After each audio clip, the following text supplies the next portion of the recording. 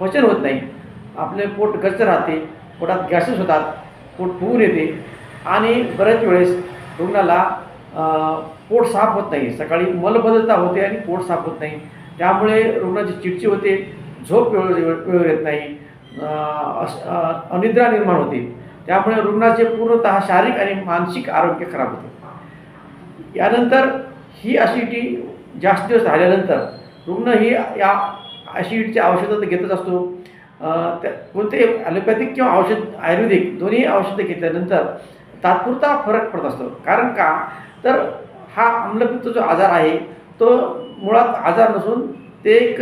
आपल्या चुकीच्या आहार विहारामुळं झालेलं एक लक्षण स्वरूप आजार आहे, जे की आपल्या वेळेवर न जेवणे,